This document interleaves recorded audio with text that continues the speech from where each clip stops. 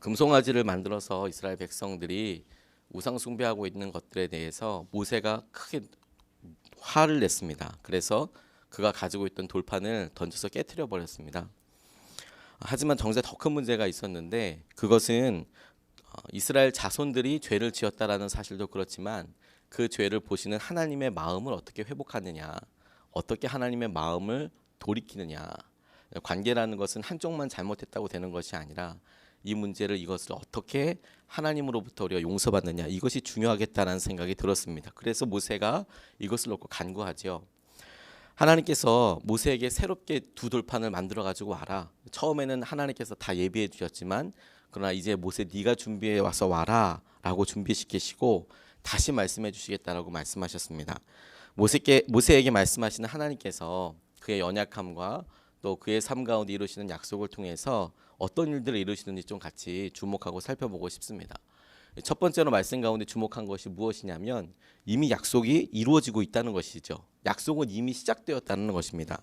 오늘 5절부터 7절까지 말씀해 보면 여호와께서 여호와의 이름을 선포할 때 6절 말씀에 그렇게 스스로 앞으로 지나서 선포하시면서 자비롭고 은혜롭고 노하기를 더디하고 인자와 진실이 많은 하나님, 7절에서도 인자를 천대까지 베풀며 악과 과실과 죄를 용서하리라. 벌을 면제하지 아니하시고 아버지 악행을 자손 3, 4대까지 보응하겠다라고 이렇게 스스로 선포하고 계십니다. 선포라는 말을 쓴 이유는 우리가 무언가를 서로가 피차 약속하고 그러기 위해서 서로가 원하는 것을 알아보고 그것이 정말 합당한 것인지 생각해보고 이런 것이 아니라 하나님께서 사람들을 향하여 나는 인자로운 하나님이 될 것이다 라고 스스로 약속하였다라는 것에 주목하여서 이야기했기 때문에 그렇습니다. 모세가 시내산으로 올라오자 내가 인자한 하나님이다. 내가 진실이 많다. 그러나 죄는 악에 대해서는 너희들이 책임은 져야 할 것이다. 이렇게 말씀하고 계시는 것이죠. 은혜를 천대까지 베푸는 분이시다라는 부분을 생각하고 또 이렇게 모세에게 두 번째나 말씀을 주시는 부분들을 생각하면서 하나님께서 이미 아브라함과 이삭과 이스라엘에게 주셨던 약속을 지금 이루어가고 계시지 완전히 멸하게 하신 것이 아니라 완전히 그 죄에 대해서 책임을 묻고 있는 것이 아니라 하나님께서 이미 그 약속을 함께하고 계시지 이걸 하나님께서 지금 강조하고 계신다라고 생각하게 되었습니다. 제가 고사리에서 목회할 때 제가 항상 많은 사람들한테 이렇게 있었던 게 아니라 항상 많은 사람들이 없고 저 혼자서 있었던 일이 많이 있었는데 당시에 감리교회에서 안타까운 일이 있어났습니다. 그게 막 신문에도 나오고 그러니까 우리 할머니들도 목사님 그게 도대체 뭐예요? 라고 제게 이렇게 물어보셨습니다. 그러면 너무 민망하고 어렵고 뭐 어떻게 설명을 해드릴 수가 없는 것이죠. 그래서 뭐 그냥 뭐 어려운 일입니다라고만 말씀드리고 너무 민망해서 그런 일들을 하시는 우리 어르신 목사님들이 너무 마음이 어렵다고만 기도하고 있을 때 저희 교회에 한 분이 출석하게 되었습니다. 이건 엄청난 기적이었거든요. 왜냐하면 이사하지 않으면 오시지 않을 만한 그런 일인데 이분이 이사를 비슷하게 오셨습니다. 저희 교회 앞에 커다란 호텔 하나를 짓고 그 호텔에 회장님이 오셨어요. 나중에 알고 보니까 굉장히 큰 기업이더라고요. 호텔을 그냥 사업 자기 사원들 연수동으로 쓸 만큼 그냥 놀리도 되는 그런 큰 회사에서 회장님이 오셨는데 이분이 저희 교회에 가끔 나오셨어요. 그쪽에서 일이 있거나 교육이 있거나 이러면 서울에 있는 교회 가지 못하시고 거기에 나오셔서 이렇게 그냥 계셨거든요. 그러면 이분이 기억에 남을 만큼 항상 식사 대접을 해주시고 그리고 정말 깍듯하게 이렇게 대우해 주셨습니다. 그 호텔에 들어가서 이제 막 그렇게 식사를 해주시고 그런 거죠. 물론 본인 호텔이니까 본인이 돈이 들었을 것 같지는 않지만 그렇게 해주시는데 제가 되게 입었던 것은 무엇이냐면 너무 태도가 감사했거든요. 너무 존경해 주셔서. 근데 상황을 가만히 보면 나이벌도 저의 부모님 벌이 되시고 학벌도 그렇고 재산은 말도 할 수가 없고 신앙생활의 연조도 그렇고 안수 집사님이라고 하는 우리 권사님 정도 되시는 분이었거든요. 너무 감사해서 한 번은 기도하게 되었습니다. 하나님 이게 웬 은혜입니까? 예, 너무 감사합니다. 라고 하는데 주님께서 제게 생각나게 하셨던 것이 제가 그런 은혜를 목사님 그렇게 하십시오라고 받고 있는 그런 은혜들의 대부분은 제가 스스로 욕을 하고 힘들다고 하는 분들이 사과 개짝 하나 펴놓고 천막 하나 치고 그렇게 예배하면서 그들이 부르짖어 기도했기 때문이다라고 말씀하시더라고요. 저는 저 스스로가 아무것도 그분들한테 받은 것이 없다라고 생각했지만 하나님께서는 이미 그 가운데 은혜의 줄을 이렇게 이어 놓으신 거더라고요. 하나님께서 우리에게 인자한 하나님이다. 하나님이 우리에게 진실로 우리에게 함께 하시고 천대까지도 함께 해주신다라는 것을 가만히 보니까 우리가 우리 조상들, 우리가 첫 믿음의 고백들, 우리가 변화되기 전에 그리고 바로 변화됐을 때 그 첫사랑의 모습들, 이런 것들 주님께서 다 기억하시는 것이더라고요. 하나님께서 우리를 만나시고 붙잡으신 순간부터 하나님의 마음은 이미 결정이 된 것이죠. 내가 너희들 사랑하겠다, 구원하겠다. 우리가 그렇게 믿을 수 있는 것이 하나님의 성품 때문입니다. 이분께서 이렇게 약속하시고 반복하신 이야기만 우리가 믿는 것이 아니라 이렇게 반복하시는 이야기를 가만히 보니까 인자 혹은 내가 사랑이 많고 진실하다, 하나님께서 당신의 성품에 대해서 이야기하고 계시는 거거든요. 그래서 그 말씀을 지키고 계시는 겁니다. 제가 어제 오늘 빼고 이틀 동안 새벽 예배 일찍 일어났다가 다시 잠들었습니다. 감사한 것은 거짓말처럼 일어나야 할 시간에 깨우셨다는 것이죠. 제게 있어서 가장 두렵고 어려운 것이 무엇이었냐면 새벽 시간보다 이렇게 어느 날 일어났는데 새벽 시간이 끝난 것이죠. 제가 설교인데. 그래서 항상 새벽 시기보다 과도하게 일찍 알람을 맞춰놓고 자거든요. 그래서 깜빡그러고 졸면 하나님께서 깨워주시는 거예요. 오늘은 조은진 장로님께서 깨워주셨지만 근데 이게 제가 어저께 여기다가 말씀을 묵상하고 적으면서 하나님의 성품에 대해서 무엇이 정말 감사한가라고 적다가 어제 영성일기에도 적었지만 이게 너무너무 감사하더라고요. 제가 저 스스로 이렇게 생각했습니다. 새벽 기도 시간보다 너무 일찍 알람을 맞추고 있다는 것은 아직도 제 마음이 긴장하고 있다는 증거처럼 다가왔습니다. 그럼에도 불구하고 하나님은 저를 깨워주고 계십니다. 감사합니다. 이렇게 제가 어저께 영성일기에 썼었거든요. 하나님의 성품을 생각하니까 저는 제가 무엇을 못하거나 무엇에 대하여 제 마음에 어려움이 있거나 그러면 제가 저 스스로를 용서하지 못하고 이해하지 못하고 제가 굉장히 많은 스트러글이 제 안에 있는 그런 사람이거든요. 그런데 하나님은 항상 저를 보면 다른 연약한 모든 모습들, 그거보다 더 심한 모습들을 참아주고 계시고 인자한 하나님으로 하나님이 제 마음에 고백했던 그것으로 저를 붙잡고 만져주고 계시거든요. 그래서 너무너무 감사하다는 게 제 마음속에 깨달아졌습니다. 이미 하나님 약속이 시작된 거구나.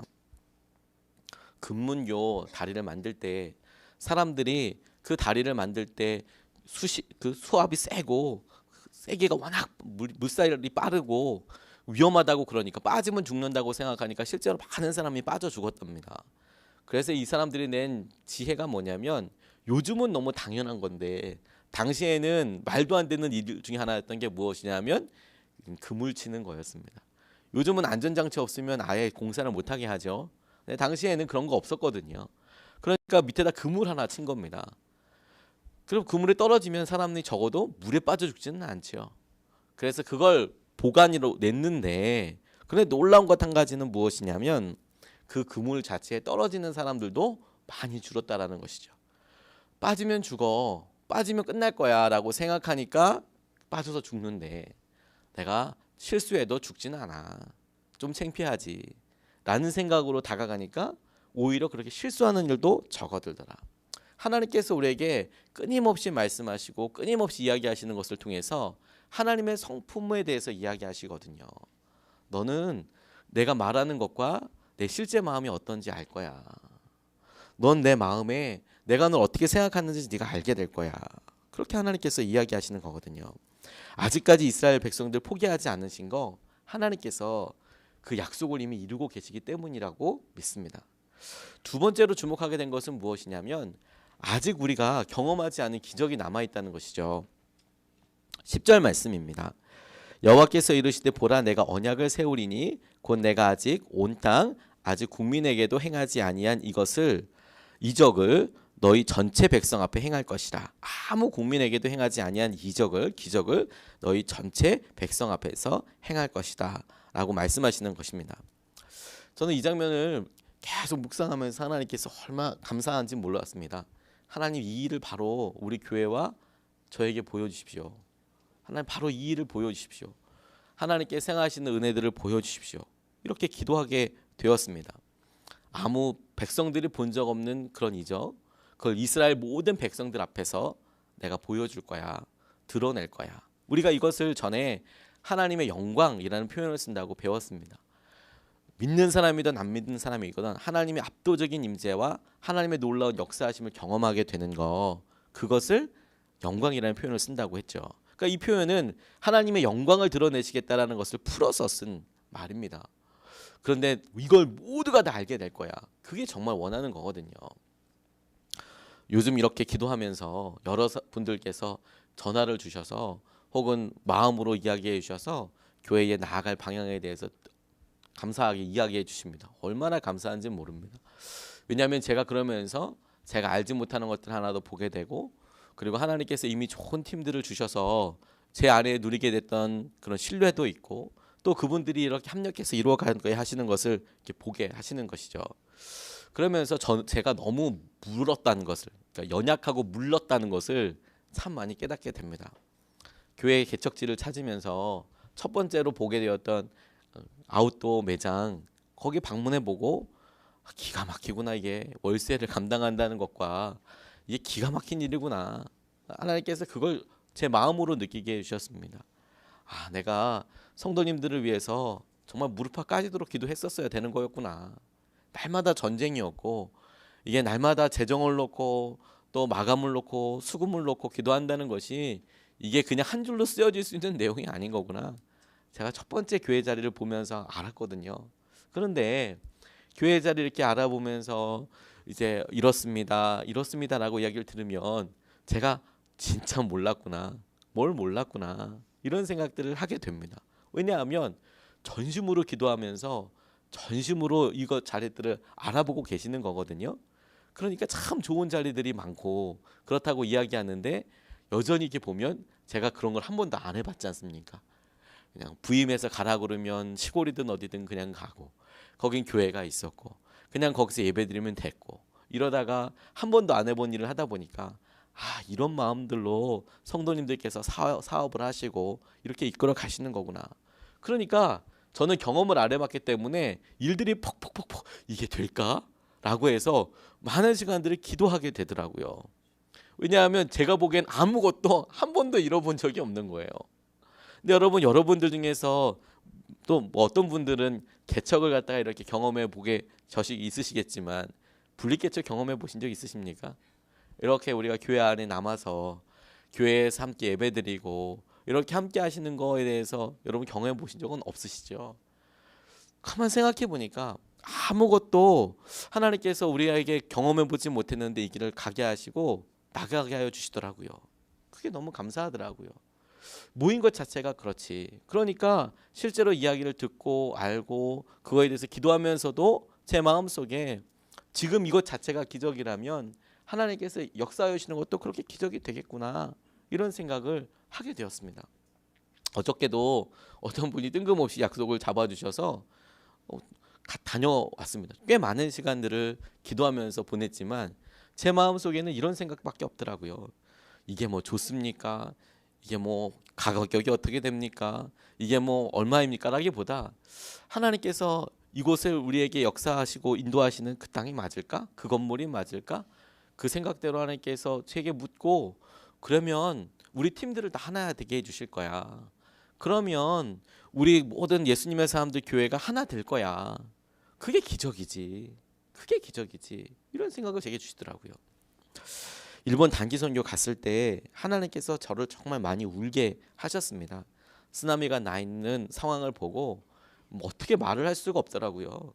그래서 저 스스로도 하나님, 이렇게 마음 아프게 하나님께서 일본을 치셔서 하나님께서 함께 하시는 것을, 하나님께서 사랑하시는 것을 드러내셨다면 하나님 계획은 무엇입니까? 하나님 저도 그것에 순종하게 해주십시오. 이렇게 기도하게 되더라고요. 비디오로 봤던 거 쓰나미 난 현장들과 나는 현장들과 피해 현장들 뭐 이런 것들을 많이 봤지만 제가 그곳에 들어가서 그 자리에 서고 나니까 뭐 아무 생각도 들지 않고 그냥 눈물만 많이 났거든요.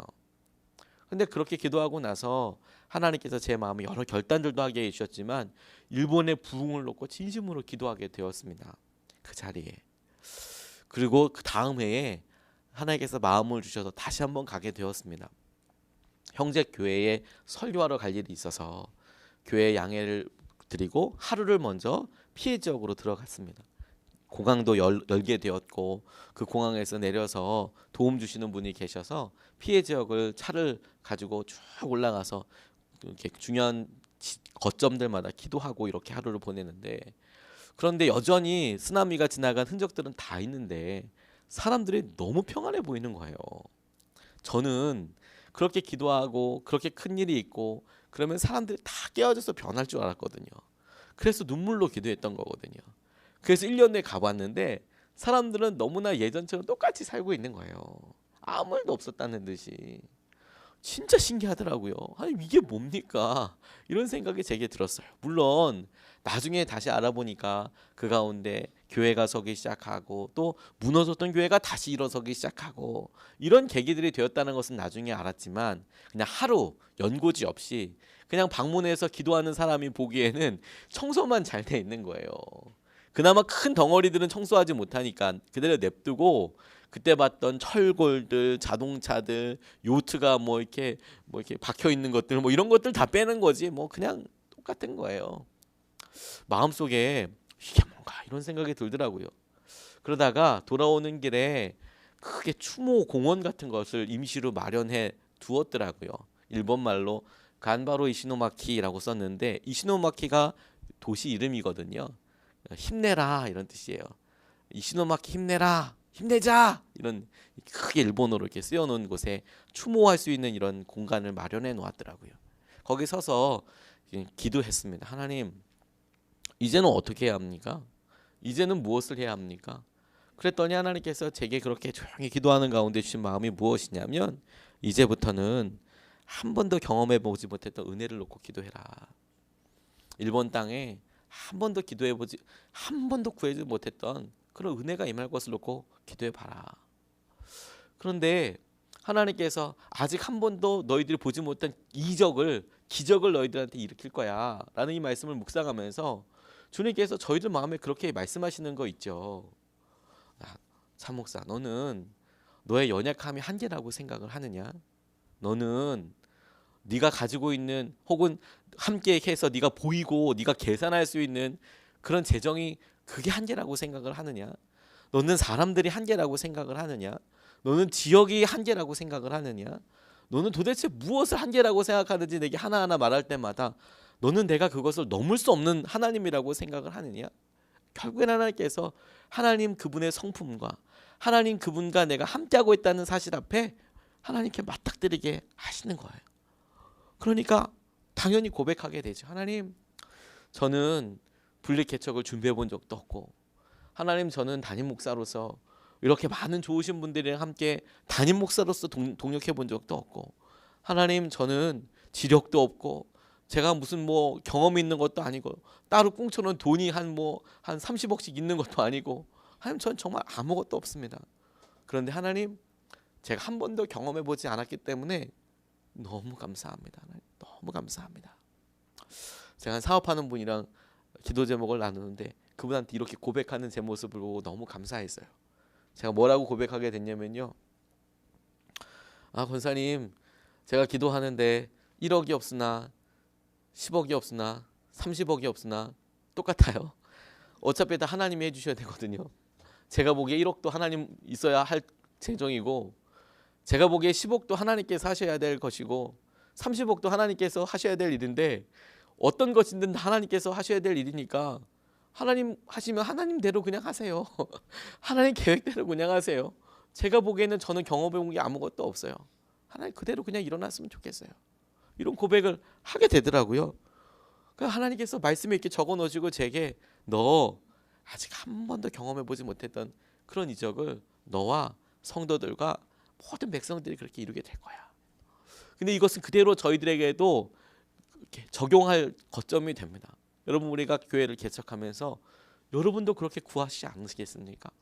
하나님께서 우리 인생에 30년을 예수를 믿고, 아니 50년을 예수님을 믿었다고 하지만 하나님은 늘 우리에게 새롭게 말씀하시는 거죠. 너 한 번도 경험해 보지 못했던 이적을 경험하게 될 거야. 한 번도 경험해 보지 못했던 그 일을 네가 누리게 될 거야. 하나님 그 일을 우리 교회에서뿐만 아니라 우리 각 개인의 삶에서도 이루시고 역사하여 주실 줄로 믿습니다. 그렇게 생각해 보니까 연약함이 무기더라고요. 경험해 보지 못한 게 무기이고, 하나님 왜 낮고 천한 자를 통하여, 연약한 사람들을 통하여 하나님께서 함께 하시는 것인지를 드러내시는지를 더욱더 믿게 되더라고요. 우리 말씀 붙잡고 두 번 나눠서 같이 기도하겠습니다.